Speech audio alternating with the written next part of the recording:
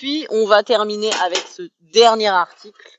Alors, celui-là, alors vous le savez peut-être, je vous l'apprends pas, depuis depuis 2020, depuis la crise du Covid, on a été très touché par des ruptures de stock, des délais de livraison et des ruptures de stock chez nos différents fournisseurs. On a eu vraiment beaucoup de soucis avec ça et on n'est pas sorti de l'auberge, loin de là.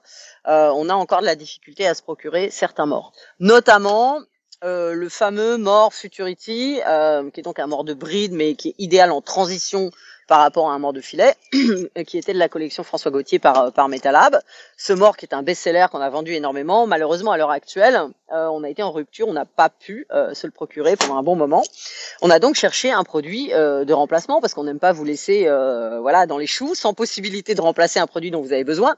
Et on a donc atterri sur ce mort-ci qui nous est proposé par Weaver Leather, donc grosse qualité de fabrication et de finition. Hein, à ce niveau-là, quand on est sur de Weaver, on sait qu'on est sur un produit de qualité. C'est pratiquement un clone du Futurity Beat de chez Metalab. Le concept est le même, à savoir que vous avez alors voilà des branches qui sont complètement articulées.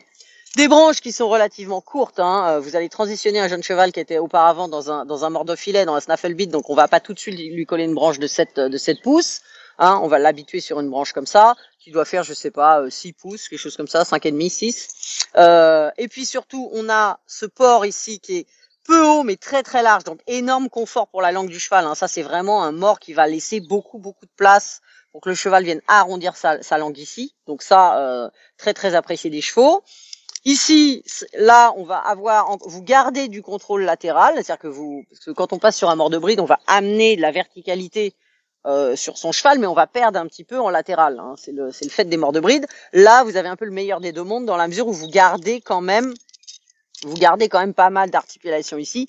Donc le cheval on va agir sur cette commissure des lèvres là, par exemple, quand on veut du latéral, sans toucher à celle-là.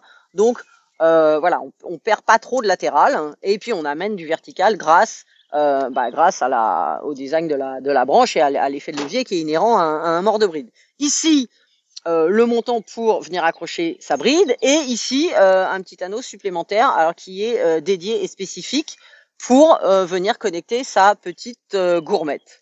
Voilà, donc tout ça avec un poids non négligeable. Hein. Un mort, je vous apprends pas que plus il est lourd, mieux c'est. Un mort, ça doit être dense, ça doit amener du signal dans la bouche du cheval.